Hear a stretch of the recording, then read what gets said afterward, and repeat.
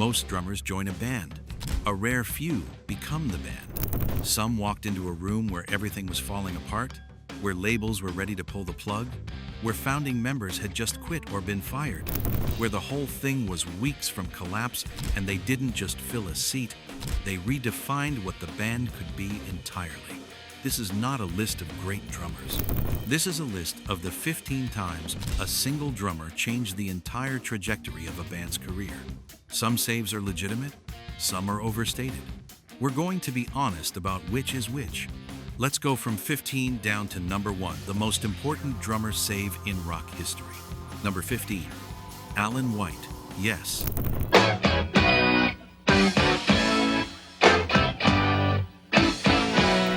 July 1972, Yes loses founding drummer Bill Beauford to King Crimson.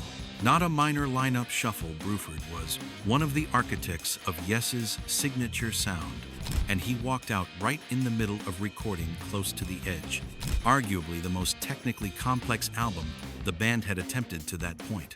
To make it worse, a full European and American tour was already booked, starting in weeks.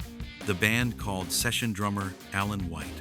What White was asked to do borders on unreasonable. Learn 2.5 hours of Yes material in 3 days. Not 3 weeks, 3 days. That catalog included 20-minute progressive epics like the title track of Close to the Edge music that professional musicians trained for months to perform. White did it. He got through the tour. He stayed. Over the following decades, White became the anchor of Yes's most commercially successful period. Tales from Topographic Oceans in 1973. Going for the One in 1977. His drumming was powerful and precise, built for the large-scale architecture of progressive rock, and he held that seat for over 4 decades until his death in 2022.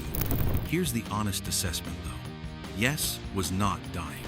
They were already a successful, critically respected band with serious momentum. Alan White sustained them through a critical lineup change. He did not save them from extinction. He stepped in under pressure and never left. That's a career, not a rescue. Number 14, Paul Bostaph, Slayer.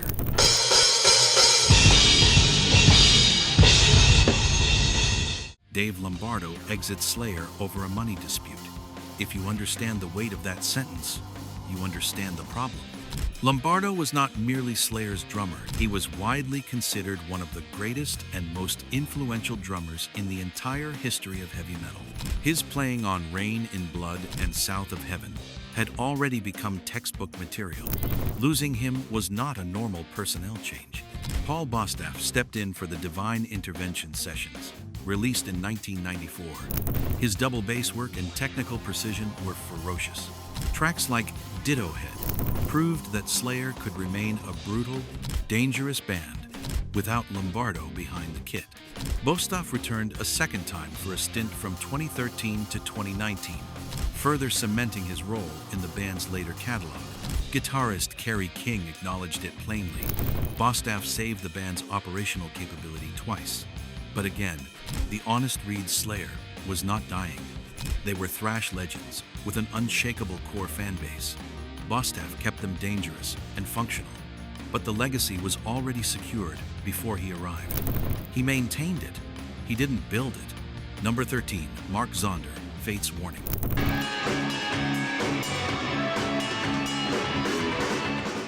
This one is different. By 1987, Fate's Warning was a cult metal act with a ceiling.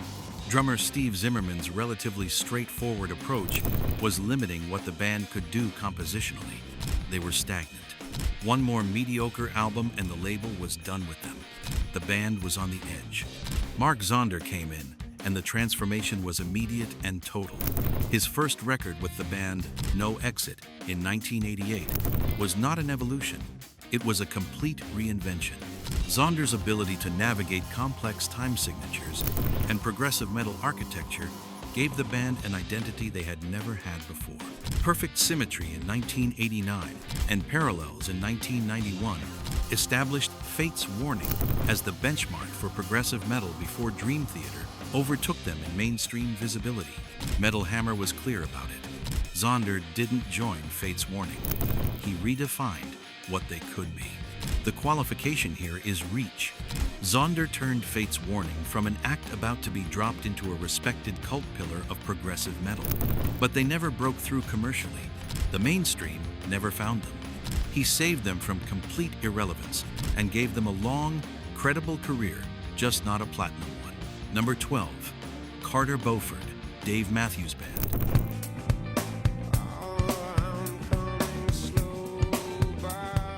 Dave Matthews is a solo singer-songwriter, playing bar gigs in Charlottesville, Virginia.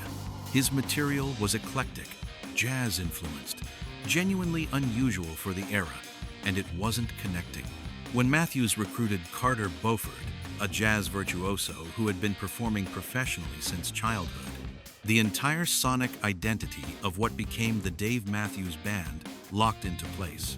Beauford's polyrhythmic approach, pulling simultaneously from jazz fusion, funk, and rock, was not decoration. It was architecture. It gave Matthews's compositions the rhythmic complexity they needed to stand apart from anything else in the alternative scene at the time. Matthews has been unambiguous about it. Without Carter, there is no Dave Matthews Band. Not a weaker version, not an earlier version, no band at all. Under the Table and Dreaming in 1994 went quadruple platinum on major label debut. DMB became one of the highest-grossing touring acts in American music history across the following 2 decades. The technical caveat: you cannot save a band that doesn't exist yet. Beauford was essential to the formation, not the rescue. He belongs on any list of musicians who made a band what it became, but this was a creation story. Number 11. Steve Smith, Journey. Journey had already hired Steve Perry by the time Steve Smith entered the picture in 1978. Perry was the variable that mattered most commercially, and everyone knew it. But the internal tension was real. Founding drummer Ainsley Dunbar wanted to push the band toward heavy progressive rock. The label wanted radio hits. The creative conflict was becoming structural, and Dunbar was fired.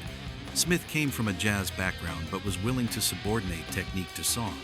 That's a rarer quality than pure technical skill, and it's what Journey needed. His precise, powerful drumming was the engine under the band's transition into one of the dominant pop rock acts of the early 1980s. Escape hit number 1 in 1981. Frontiers followed in 1983. Smith's playing on Don't Stop Believin' and Separate Ways became part of the permanent vocabulary of the era. The honest truth: Steve Perry had already redirected Journey before Smith arrived. The commercial trajectory was set. Smith was present for the execution of that vision and performed it flawlessly, but the band was already heading upward. He helped them reach the peak. He didn't pull them back from the edge. Number 10. Mikkey Dee, Motörhead.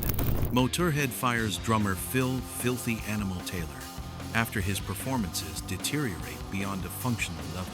Taylor's primitive, relentless pounding had been a core part of Motörhead's identity for 15 years. His style wasn't technically sophisticated, it wasn't supposed to be. It was raw and punishing by design. Replacing that without losing the band's essential character was not straightforward. Swedish drummer Mikkey Dee stepped in and did something unexpected. He elevated the band, technically, without sanitizing them. Lemmy Kilmister said it himself. Dee made them young again, made them dangerous again at a point when they were aging and wearing down. Dee's stamina and precision allowed Motörhead to play faster and longer than they had in years. He anchored the band through their final 23 years and appeared on 10 studio albums. After Lemmy died in December 2015, Dee joined the Scorpions, replacing their long-tenured drummer, James Kotak, and keeping a second legendary band operational. Metal Hammer ran the claim that Mikkey Dee is the only drummer to save 2 legendary bands. That's a reasonable argument. The qualification: Motörhead was always more legendary than they were commercially dominant. They were never really dying, just aging and slowing down. Dee rejuvenated them. That's real. But they weren't on death's door when he arrived. Number 9. Cozy Powell, Rainbow. Ritchie Blackmore leaves Deep Purple and launches Rainbow, using the band Elf as his backing unit. The debut is essentially Elf, with Blackmore solos grafted on top. The touring is minimal. Critics aren't convinced. Then Blackmore clears the deck, keeps only vocalist Ronnie James Dio, and calls Cozy Powell. Powell's style was thunderous, dramatic, built for arenas. Rising in 1976 immediately established Rainbow as a serious force in hard rock. Long Live Rock and Roll in 1978 is now a classic.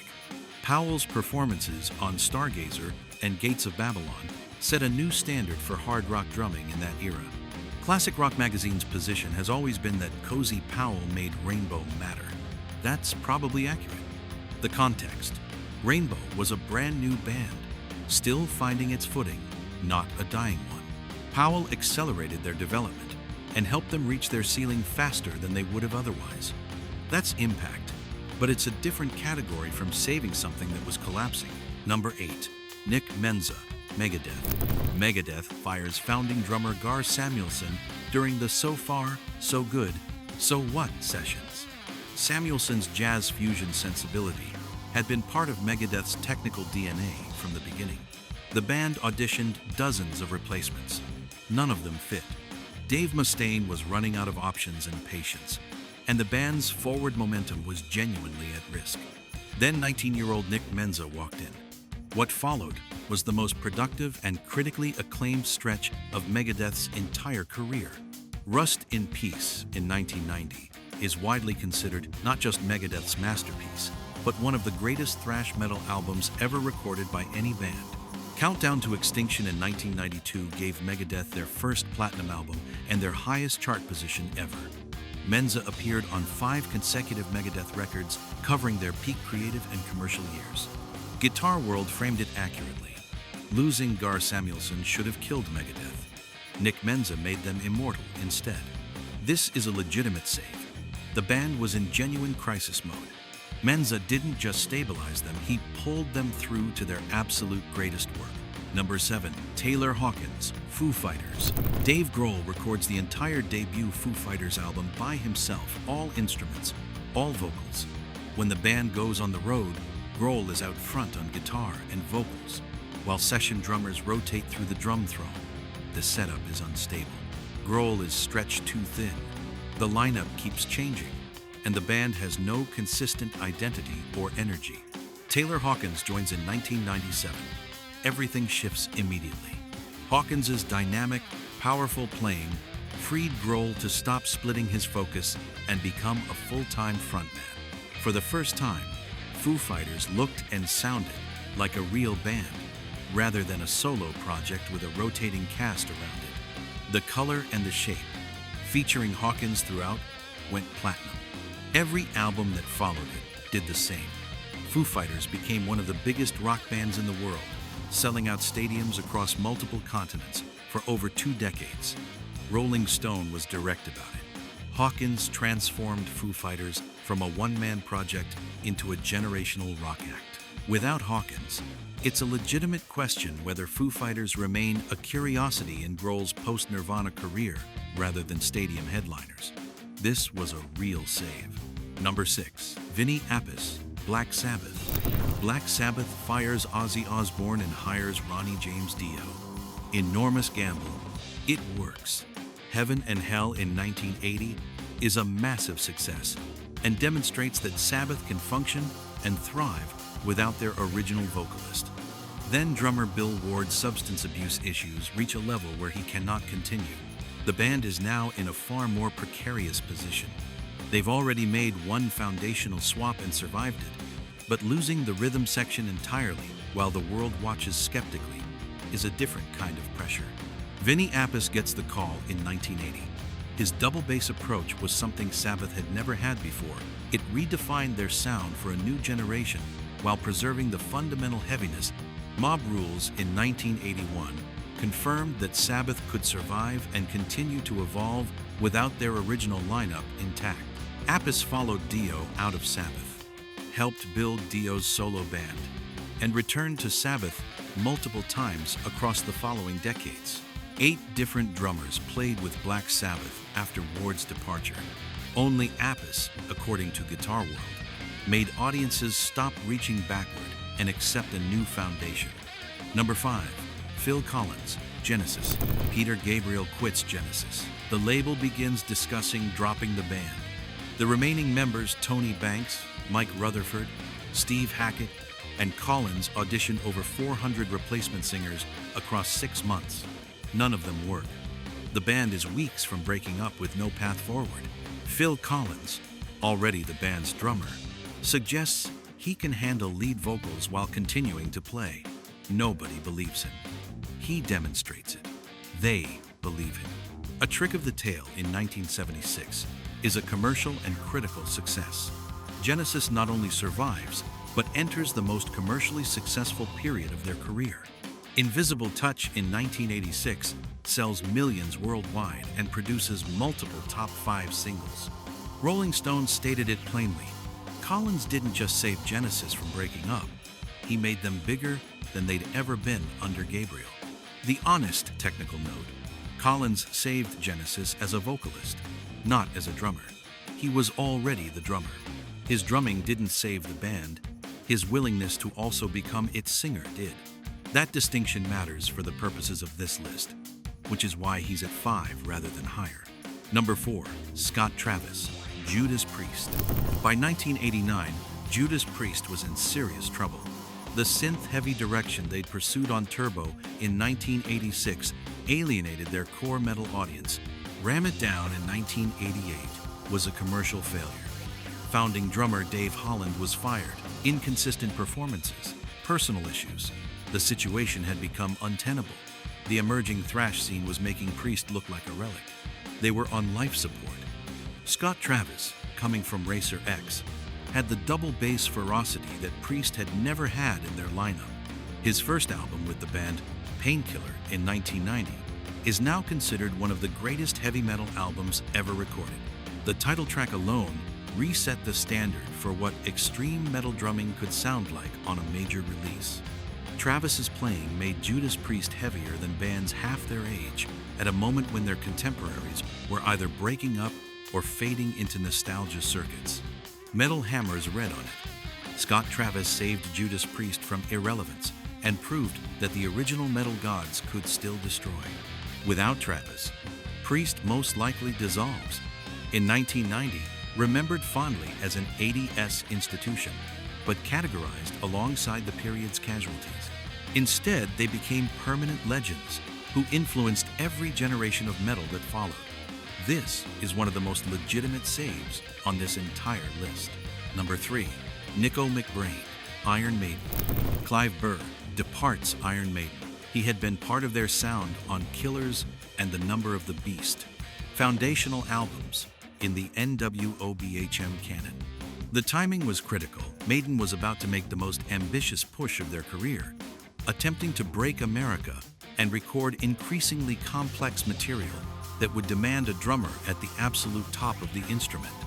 Nicko McBrain, coming from French band Trust, answered the call with precision, power, and the stamina for Maiden's punishing live schedule. The results speak for themselves. Powerslave in 1984 is one of the defining heavy metal albums of the decade. The Live After Death tour, an album that followed, made Iron Maiden one of the biggest metal acts on the planet. McBrain's performance on Rime of the Ancient Mariner, 16 minutes of progressive metal at full intensity, became one of the benchmark achievements in heavy metal drumming. Guitar World's position. McBrain didn't replace Clive Burr. He made Iron Maiden unstoppable. At the precise moment when Maiden needed someone who could execute their most ambitious creative period and survive the physical demands of global touring, McBrain arrived and delivered without a single compromised performance. He's still there. Number 2, Dave Grohl, Nirvana. Nirvana's 1,989 debut, Bleach, sold roughly 5,000 copies. The band cycled through multiple drummers, Chad Channing, Dale Crover, Dan Peters, none of whom could consistently match the dynamic architecture of Kurt Cobain's compositions. The quiet, loud, quiet structure that defined Nirvana's sound required a drummer who could hold absolute restraint and then explode with total power, precisely on command. Nobody was doing it right. The Melvins' Buzz Osborne recommended Dave Grohl in September 1990. Grohl was 21 years old. Producer Butch Vig said it immediately. The second Grohl started playing, everything changed. He hit harder than anyone Vig had ever recorded. The dynamic control was there. The power was there. The precision was there. Nevermind, in 1991, sold 30 million copies. It changed rock music at a structural level, effectively ending the commercial dominance of hair metal overnight. Grohl's drumming on Smells Like Teen Spirit became one of the most recognizable and studied performances in rock history. Without him, Nirvana remains an obscure Seattle indie band that came close. With him, they changed the entire direction of mainstream rock music for the following decade. This is as close to a perfect, unambiguous save. Number 1. Neil Peart, Rush. Rush's 1,974 self-titled debut went nowhere. The album is an earnest but undistinguished attempt at Led Zeppelin-influenced hard rock. Original drummer John Rutsey wanted to play straightforward blues rock. Bassist Geddy Lee and guitarist Alex Lifeson wanted to push into progressive rock and complex compositional territory. The creative incompatibility was pulling the band apart internally. Their label gave them one more album to justify continuing. Then Rutsey quit 2 weeks before their first major tour. Rush called 18-year-old Neil Peart in July 1974. The transformation was not gradual. It was immediate and total. Peart arrived with a drumming vocabulary that nobody in rock had encountered at that scale. Complex technique built around jazz and orchestral influences, deployed inside hard rock structures. He also arrived as a lyricist, bringing literary influences drawn from science fiction, philosophy, and Ayn Rand's objectivism that gave Rush's music an intellectual dimension entirely absent from their debut. Fly By Night in 1975 established Rush's new direction. 2,112 inches, 1,976, made them genuine stars. Permanent Waves in 1980 and Moving Pictures in 1981, which went quadruple platinum, produced some of the most enduring songs in rock history and confirmed Rush as one of the most important bands in the process. Genre. Peart didn't improve Rush. He didn't refine Rush. He replaced every defining characteristic of what Rush had been and built something entirely new in its place. The band that made Moving Pictures shares almost nothing musically or intellectually with the band that made the 1,974 debut, except the names on the sleeve and 2 of the 3 members. He transformed Rush from a bar band imitating Led Zeppelin, headed for obscurity on a label that had already lost patience, into one of the most important, technically distinguished, and durably influential rock bands in history. 45 years of albums and tours followed that one decision to make the call. That is the greatest drummer's save in rock history, and it's not particularly close.